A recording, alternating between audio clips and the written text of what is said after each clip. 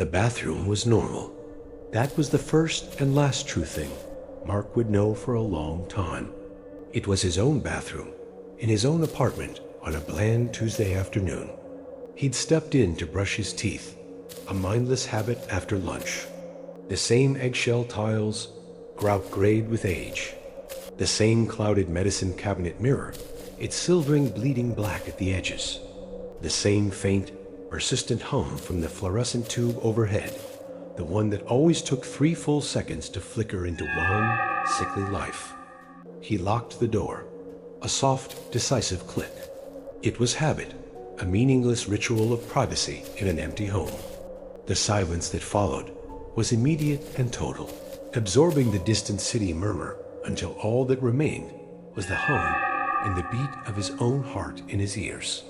He brushed his teeth, the mint sharp and clinical. He rinsed, spat, watched the water spiral down the drain, a mundane ballet. When he finished, he reached for the porcelain handle, its coolness familiar against his palm. It turned with its usual slight resistance, and the door swung inward. Identical. Nearly. The same hairline crack in the tile near the baseboard, shaped like a lightning bolt. The same rust stain bleeding from the join of the faucet. A tiny map of a forgotten continent. For a dizzy second, Mark thought he'd turned the wrong way, disoriented. But there was no other door. Just this one, leading back into the same room from a different angle. The air, though, felt thicker, as if saturated with a damp, metallic scent. The light's hum was louder now, a low, Bethel-drilled whine that vibrated in his molars. He blinked hard, pressed his fingers to his temples. Stress. A migraine aura, perhaps. He'd been working too much. The door swung shut behind him with a heavier sound than before. This bathroom had the same crack, the same stain. But the crack was longer, branching now like a river delta. The stain was darker, richer, like old blood. A cold thread of unease pulled taut in his stomach. He turned, hand already reaching for the handle he'd just used. It was gone. Just wall, seamless and cool to the touch. Panic, hot and liquid, began to rise in his throat. He swallowed it down. Think, only one door now. He gripped the handle, turned, and pulled. This time, the dimensions were off. The walls seemed closer together by a precise, cruel inch. The ceiling pressed down, not enough to stoop, but enough to feel like a weight on his crown. The toilet had crawled an inch nearer to the door. His breath came quicker, fogging the mirror. His reflection stared back, eyes wide with the first true seeds of terror. Time had stopped, but the room had not. That's when the mirror began to betray him. At first, it was a lag. He'd raise a hand, and his reflection would follow a half-second later, movements viscous, as if moving through oil. He would wave, frantic, and his twin in the glass would stand still, watching with a placid, curious emptiness. Then, one terrible moment, he saw his reflection smiled. A slow, deliberate stretching of lips that revealed too many teeth. A smile his face had never made. A smile of intimate and horrible recognition. He slammed his fist against the glass, and it did not crack. His reflection merely tilted its head, the smile never fading. He backed away, his breath sobbing in his chest. Solid, real, 3 firm raps on the other side of the door. "Mark, you okay in there, buddy?" His brother's voice, Alex, warm with familiar, easygoing concern. "You've been in there for ages.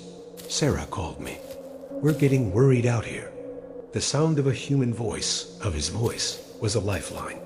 The panic dissolved into a gush of dizzying relief. It was over. A hallucination, a nervous breakdown, something explainable. He wasn't alone. "Alex!" he shouted, his voice raw. "The door, it's... just open up, man."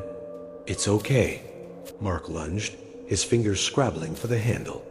He yanked the door open, a cry of relief on his lips. He spun around. The bathroom door was gone. In its place was a blank expanse of wall, decorated with a faint rectangular outline like a phantom limb. He was alone in a dead museum of his own life. His phone, forgotten in his hand, vibrated. No signal, but the screen showed new files in his voice memo app, timestamps stretching back days, weeks. He played the earliest. His own voice, but hollow, exhausted, whispered, "Don't trust the door. It shows you what you want. It shows you a way out that isn't a way out." He played another, newer. "The mirror isn't a reflection. It's a window. Something is watching from the other side, learning. It learns your face so it can wear it." The most recent, recorded only minutes ago according to the frozen clock, was just a shuddering breath then. You hesitate, you stay.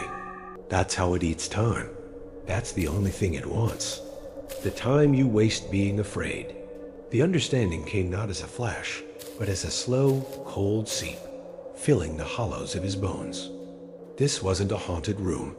It was a trap for hesitation. A prison built from the moment of indecision itself. He remembered now not entering, but hesitating. Last week, staring into this very mirror, gripped by a sudden, profound dread for no reason at all. The feeling that if he left the room, something would be different. Something would be wrong. He'd stayed, frozen, for 5 full minutes, watching his own confused eyes in the glass. That was the key. The bathroom existed in the liminal space between choices, in the gap between go and stay. It fed on the suspended moment, stretching it into eternity. He'd been cycling through its digestive tract ever since. A ghost of his own doubt, each room a slower, thicker digestion of his will. He was the stain in the sink. He was the crack in the tile. The thing in the mirror was what he was becoming, a fossilized moment of fear. The truth was quiet. It was brutal. It was this dust. Then, from somewhere within the silent apartment, he heard it. A new sound. The distinct metallic rattle of a doorknob being tried, and the soft, definitive click of a lock turning. It was coming from the direction of the blank wall. The sound was not inside this dead living room. He understood the final, elegant cruelty of the system. A consciousness to give the endless bathroom shape, to power the false doors and the hungry mirror. It was a self-perpetuating engine of dread. To leave was to condemn. To escape required a replacement. The knob on the other side of the unseen door turned. A slow, deliberate rotation. Mark stood in the center of the dusty room. He looked at the phantom outline on the wall. Freedom was a simple, monstrous transaction. All he had to do was walk toward that sound, find the door as it manifested, and step through. He would emerge somewhere, perhaps his own real bathroom.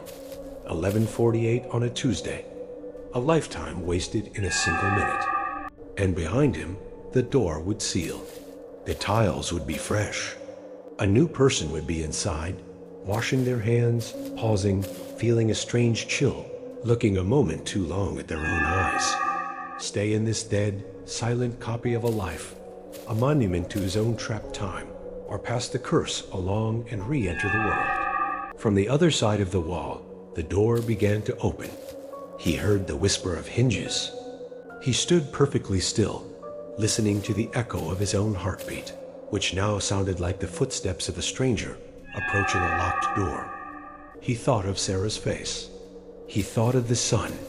He thought of the unbearable weight of what he would have to carry if he traded his prison for another's.